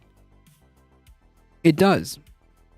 So rather than do the honest thing and just release the footage that you have, or that you said you were going to release to the public, instead you try to funnel it or launder it first through this far-right propagandist Tucker Carlson, because you know it's bad, and you know you're going to need him to perform these mental gymnastics on air. Chansley understood that Capitol Police were his allies. Video shows him giving thanks for them in a prayer. Glad the charge sheet for insurrectionists and convictions is over 900 people. Nice. Trump has been testing a new nickname like Tiny D and Ron Dishonest. Oh man, that's hilarious. Come on. Yes, the guy that was eventually arrested, was eventually convicted. Yes, they are his allies. They're clearly keeping an eye on him, knowing they can't arrest him and pull him out there when there's a massive crowd that are going to be in support of him. They aren't going to risk their lives to arrest this one dude walking around with his shirt off. So right, maybe like I said, they were overwhelmed. They had no other they had no other choice, and they just kind of threw in the towel. That's another explanation. It's weird how this tourist experience isn't advertised on the Capitol Building Visitor Center website. Maybe it's a VIP thing. Yeah, you got to get the insurrection special. All right, you got to get the insurrectionary special. Okay, that's the you know how like Starbucks and some of these other places have like secret menus? Yeah, that's how you do it. All right, it's a secret.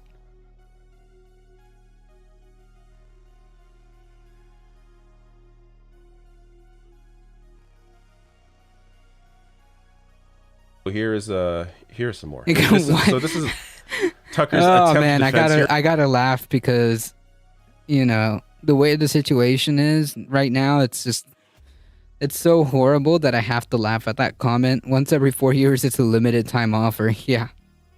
Oh my god.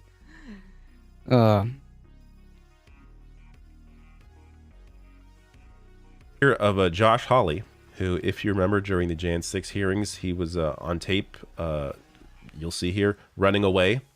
And this is Tucker's attempt to defend him doing that, or claim that he's not actually running away. The surveillance footage we reviewed shows that famous clip was a sham, edited deceptively by the January 6th committee. The clip was propaganda, not evidence. The actual videotape shows that Hawley was one of many lawmakers being ushered out of the building by Capitol Hill police officers. And in fact... Wait a minute. So, I said this yesterday. So, hold on. If this was just like a tour, or if this was just kind of like some sightseeing thing, it was very peaceful, they had reverence and respect for the Capitol, explain to me, I mentioned this yesterday, but explain to me then why lawmakers had to be escorted out by police.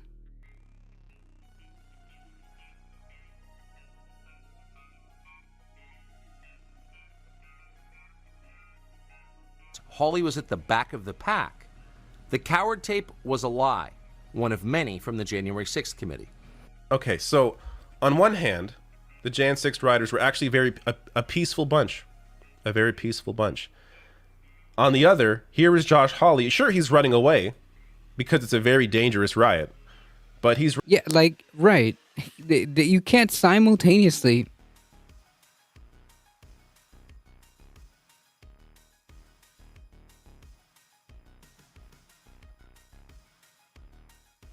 You can't simultaneously call them, you know, sightseers and then show video footage of lawmakers being escorted by police.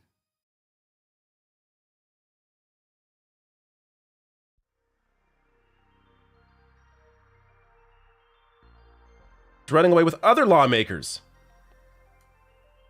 Which, yes, we knew that already. Nobody was claiming that other lawmakers were out there, you know, greeting the rioters. Like, so because the Jan 6 committee showed Josh Hawley running away,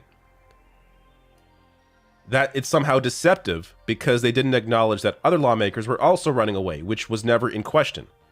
There's no need to show everyone else running away and going into hiding, being led away. That was openly discussed, how lawmakers were led away. It's the reason why Josh Hawley was singled out during that committee is because he was the one with his fist up, standing strong with the rioters before the riot. But again, that requires context and nuance. Something that Tucker knows the Fox audience is not capable of doing. All right, so some other reactions here. Manu Raju saying Senator Mike Rounds, a South Dakota Republican, added that all media outlets should be given access to the Jan 6 footage, and he added, "I thought it was an insurrection at the time. I still think it was an insurrection today." And here's some more reactions from Republican lawmakers. Yeah, because it was. A lot of people in the Capitol at the time who I think were scared for their lives. So you can, however you want to describe it, but it was an attack on the Capitol. I think that breaking through glass, windows, and doors to get into the United States Capitol against the orders of police is a crime. The point is, what happened that day shouldn't have happened. So there you go. They're acknowledging the reality. Man, yeah. Once again, I don't really care. I don't really care. Cowards, all of them.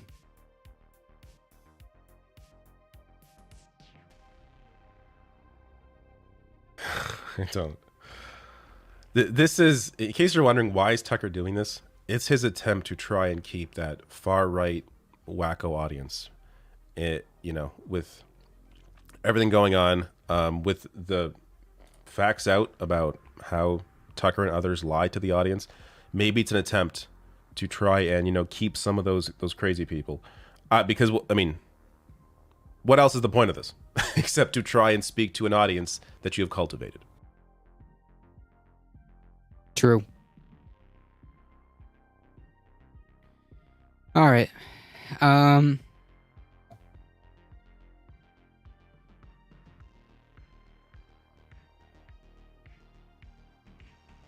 DOJ issued scathing rebuke of Louisville police in report launched after the Breonna Taylor killing. The Louisville Metro Police Department routinely uses excessive force and practices an aggressive style of policing against black people, the Justice Department said on Wednesday, after an investigation launched following the botched raid that killed Breonna Taylor. The scathing assessment paints a shocking portrait of racist and abusive conduct in the Louisville police that harkens to practices more commonly seen in some southern cities during the civil rights era. Investigators identified a pattern of police leaders in recent years commissioning reports that documented disproportionate violence towards African Americans and ignoring the findings or burying the internal reports. The abuse is extended to the treatment of disabled and even sex assault victims. Not surprising.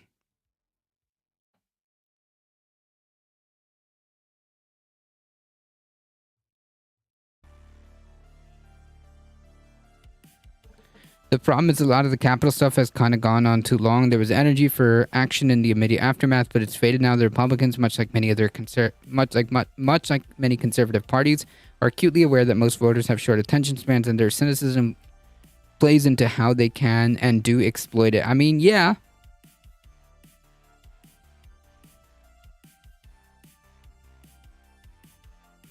Yeah, there is truth to that, yeah. LMPD cites people for minor offenses like wide turns and broken taillights, while serious crimes like sexual assault and homicides go unsolved. Some officers demonstrate disrespect for the people they are sworn to protect. Yeah, because they're not actually there to protect people. Some officers have videotaped themselves throwing drinks at pedestrians from their cars, insulting people with disabilities, calling black people. Yikes. Yikes. Calling black people monkeys, animals, and boy. Oh, Lord. Holy yikes, Batman. Louisville police uses unreasonable tactics, including unjustified neck restraints, police dogs, tasers, the DOJ found. The report also finds the police department executes search warrants without knocking and announcing. Attorney General Merrick Garland announced the results of the investigation on Wednesday. This conduct is unacceptable. It is heartbreaking. It erodes the community trust necessary for effective policing, and it is an affront to the vast majority of officers who have put their lives on their line every day to serve Louisville with honor. And it's an affront to the people of Louisville who deserve better. Yeah, except this is kind of standard, dude. The DOJ probe found that police officers' forcible and violent entry into a person's home strikes at the heart of the constitutional protection against unreasonable government intrusion. Ha! Like they give a shit about that. Louisville's Metro and LMPD unlawful conduct did not start in 2020.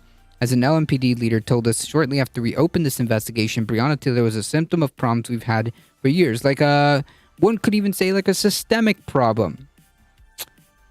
Yeah.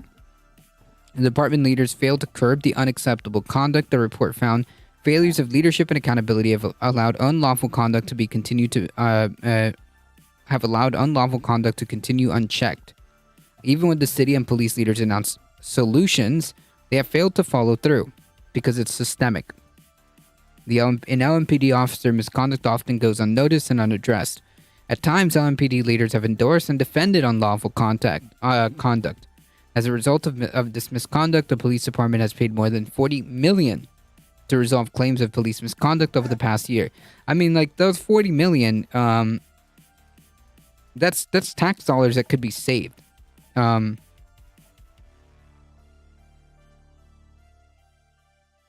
That's right. Nothing will change until you fire them all. Yep. The Justice Department review was launched after the botched raid that killed Breonna Taylor.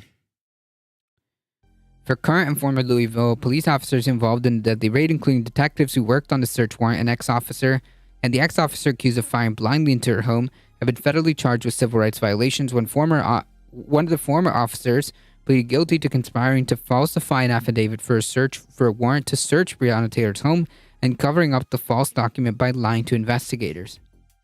Yep. Unreal. The report details how an anti-crime unit created by LMPD in 2012 became known for its aggressive tactics, later rebranded in the face of intense community scrutiny. But the unit continued to engage in unlawful policing activities under its new banner. Yeah, so they're like a gang, according to the report, underscoring how the department avoided years of implementing meaningful reforms. Let's talk something else. Good thing you don't control the stream. I will talk about whatever the fuck I want. If I want to sit here and talk about the color blue for the next 3 hours, that's exactly what I'm going to do. Sheesh. Pardon me. May I continue my stream? Jesus. Yeah, you have to fire them all, not rename them. Exactly. Get rid of, like, completely reconstruct the department from bottom up, top to bottom. The Violent Incident Prevention Enforcement Response, or VIPER unit, focused on enforcement of hotspot violent crime, including by stopping people in certain neighborhoods for minor traffic infractions and low-level offenses. The report said that adding the residents called the VIPER officers jump out boys for their aggressive tactics, and protesters demonstrated in front of police headquarters to demand an end to the unit. Jesus. The department rebranded VIPER as the 9th Mobile Division in 2015. Yeah, nice meme. And pulled most of its members from VIPER. So essentially it is. The result, according to the DOJ, was the new unit committed similar abuses to the one that happened under the VIPER banner.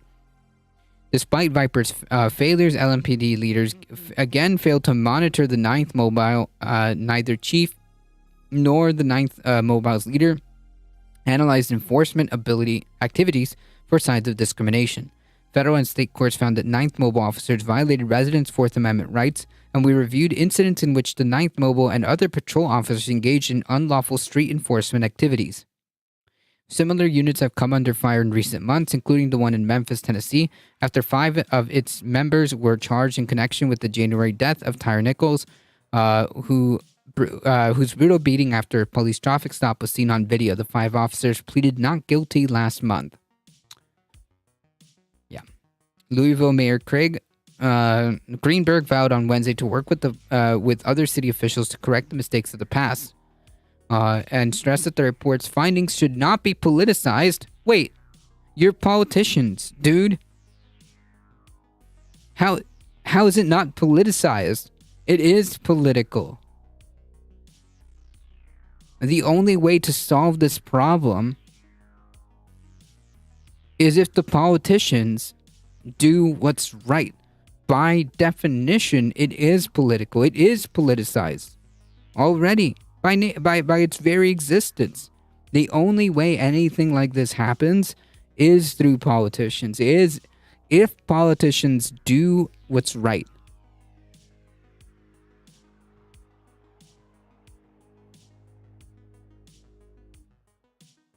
This is not about politics or other places. But it is. You're a politician. It is politics. This is about Louisville. This is about our city and our neighbors and how we serve them.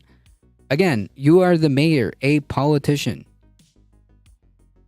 We will make progress, continue progress with improvement and reform towards making sure the LMPD delivers services that respect the Constitution, increase trust and promote public safety and officer safety. The United States Department of Justice is demanding that we take action. We, the people of Louisville, are demanding that they've been demanding. Noting that his office and the DOJ reached an agreement in principle that will help us guide us as we implement the next steps.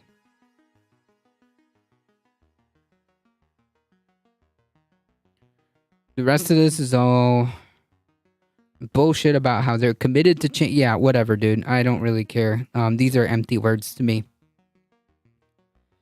Under the Biden administration, the Justice Department significantly ramped up efforts to address abusive policing and the systemic issues that contribute to police misconduct. The Justice Department has initiated several probes, including into police departments in Minneapolis, Phoenix, Mount Vernon, and Mount Vernon, New York. Garland said that the city of Louisville signed an agreement to work with the DOJ, police officers, and community members to address the problems highlighted in the report. He also noted that the city already banned no-knock warrants, started a pilot program to send behavioral health professionals to some 911 calls, and expanded community-based violence prevention services. The police department will also revamp its training. It's not the training, I can tell you that. It's not the training.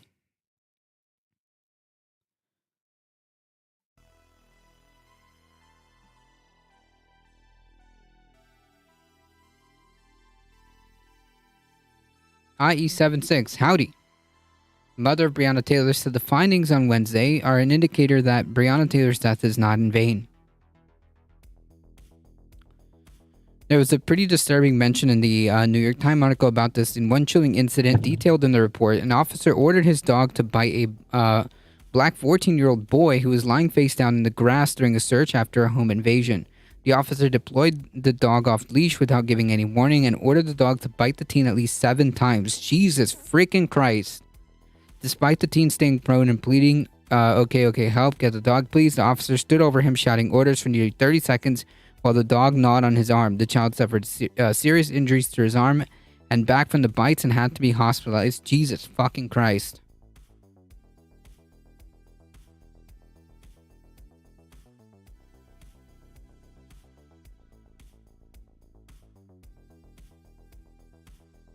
That is horrifying.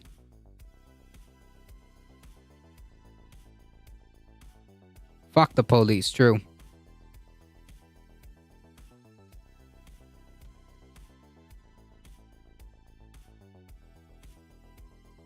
Among the many problems with cops, they turn good boys into weapons. Exactly. Exactly.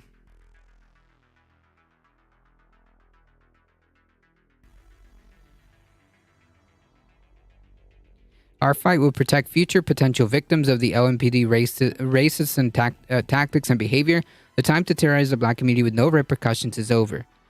The report outlines 36 steps that the LMPD should take to reduce instances of misconduct. Every police stop should be documented and reviewed by supervisors.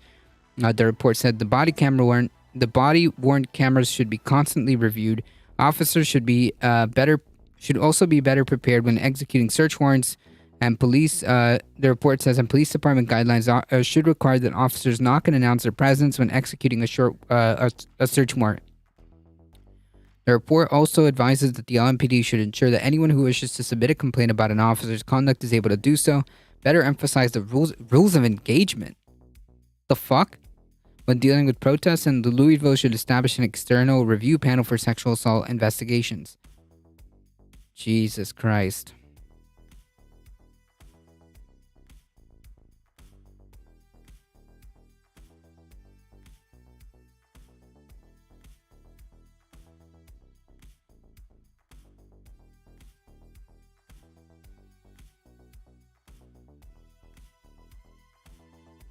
All right, folks. Arkansas governor signs bill rolling back child labor protections. Yeah.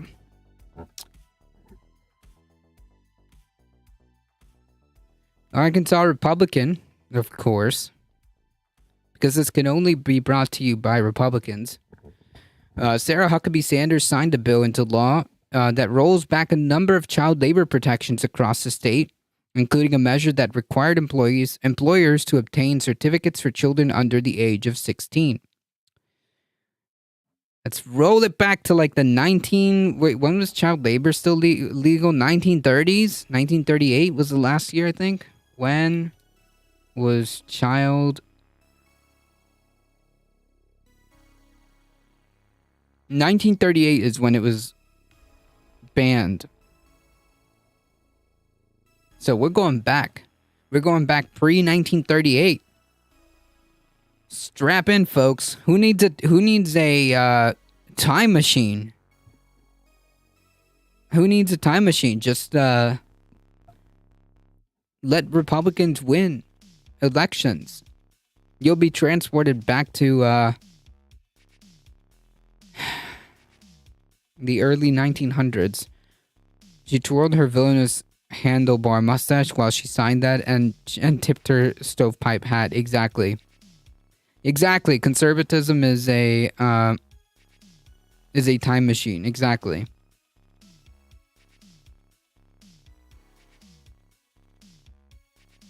I worked for my grandpa at age 6. Jeez. The governor believes protecting kids is most important. Press X to doubt. But this permit was an arbitrary burden on parents to get permission from the government for their child to get a job. Oh, man. Okay. It's like that went right over their heads. How's it going, Cracklebearer? Protecting their freedom to work, exactly. Listen up, Junior.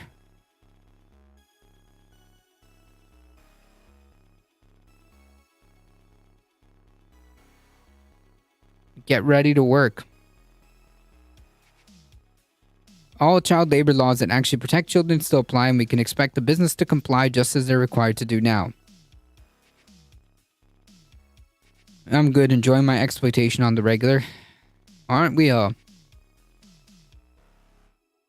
After making teachers effectively illegal, the kids have to occupy their time with something. True.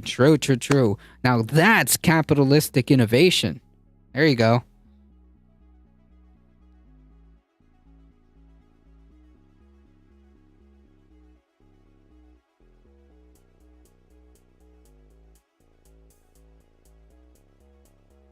Previously, minors under age 16 needed to verify their age and get the written consent of a parent or guardian before a work certificate could be issued by the Division of Labor. But HB 1410, known as the Youth Hiring Act, which passed Arkansas State Legislature earlier this month, no longer requires youth under the age of 16 to have that work certificate as a condition of their employment. Cool. So, get kids. You don't need to verify how old they are because, The bill's passage comes after the Biden administration announced last month plans to crack down on labor exploitation of migrant children across the country, the New York Times reported following an investigation conducted by the publication. We're not returning to the 17th century fast enough. Exactly. Sure, we trust the businesses to regulate themselves. Yeah, because that always works. Proponents of the legislation argue that removing the certificate would eliminate a tedious step that stood in the way of minors getting a job quickly in the state. Right, because, we need... Capitalism demands you sacrifice your children. Start them young. Put them in that hamster wheel as young as possible so that the exploitation can begin as early as possible. Because it's all about making sure that line goes up. Okay? And if that means 10-year-olds getting to work, fuck it. This isn't just corporations exploiting this, it also opens the door for parents to exploit them too. Oh, yeah, that's true. They also paid the bill. They also said that the bill would restore decision-making to parents about their children and streamline the hiring process from... streamline the hiring. Yeah, dude. Good things happen when you make sure that you eliminate, regulations. See East Palestine. Normally when you eliminate regulations, good things happen.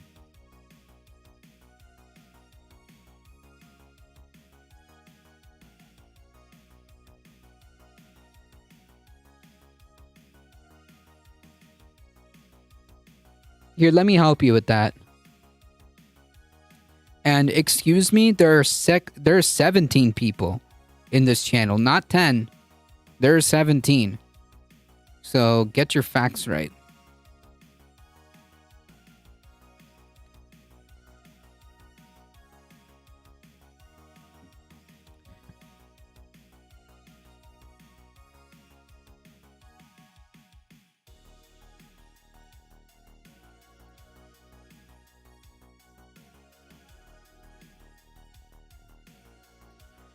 That's right. They have mines in Arkansas, and those little tykes are just perfect. Exactly. The youth yearn for the mines again.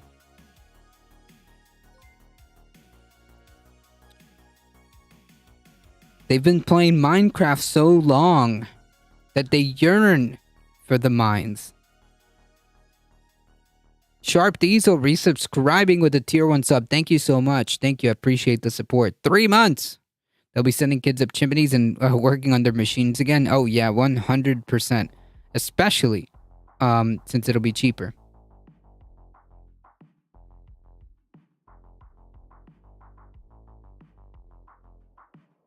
Sure, we see, yeah. A mile away, my friend. Mr. 1 hour account. Whatever.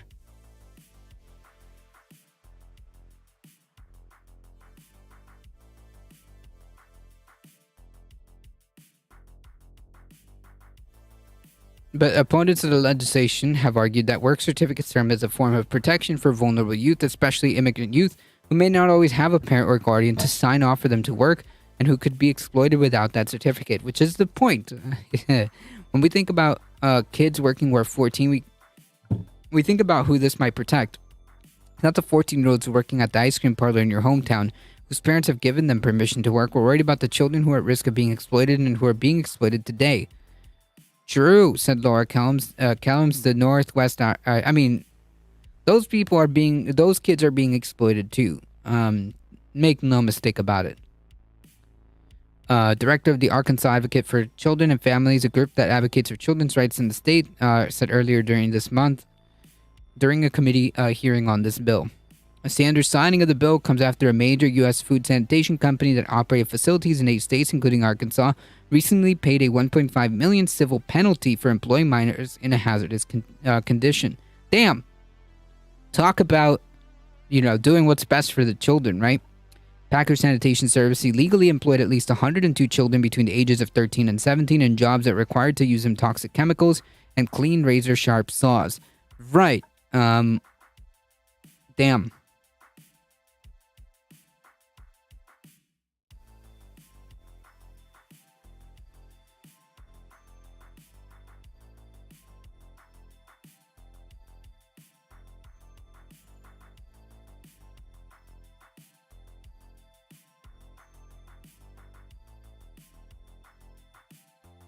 Cool.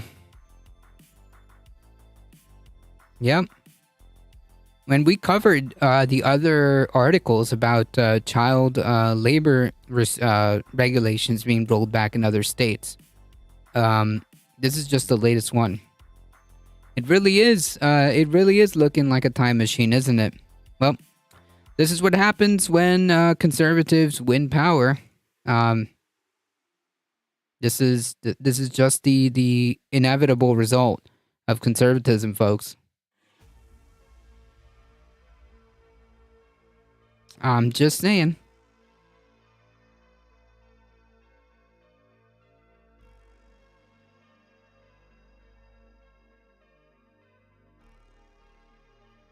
All right, folks, we made it. We got through it. I'm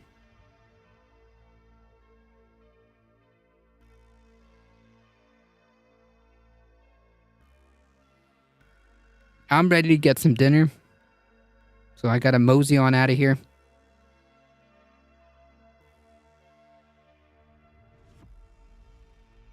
At least I think I covered everything. Pretty sure I did.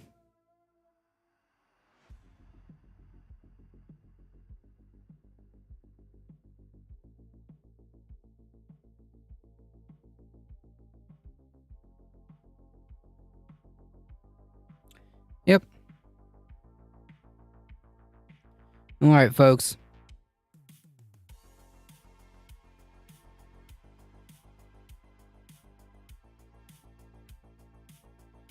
Folks, if you enjoy the content and you want to support the channel, but can't do it financially, hit the follow button. You get 6 free emotes, and if you want to go a step and above, head on over to our YouTube channel, hit the big red subscribe button. It really does help us out. We're at 223 at this point. So I really appreciate all the support. Spread the word far and wide. We'll be here Monday through Thursday, 5 p.m. Eastern time. So make sure that you spread the word and bring a friend. All right. It really does help us out. Thank you for the support. Thank you for the subscriptions and biddies. Thank you, Sharp Diesel, for the tier 1 sub. Alio with the biddies. Thank you so much. I appreciate all that. You guys are what makes this channel grow. As always, please stay safe. Please take care of each other. I love you all, and I hope to see you guys in the next one tomorrow, 5 p.m. Eastern time. See ya.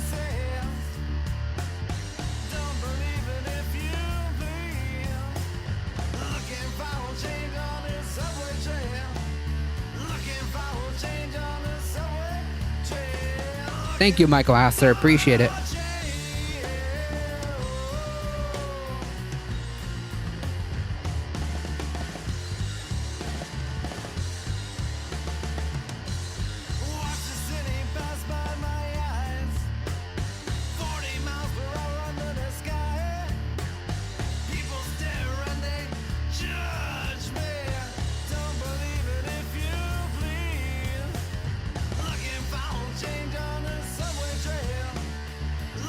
All right, folks, hang tight. We're heading out in 5, 4, 3, 2, 1. See ya.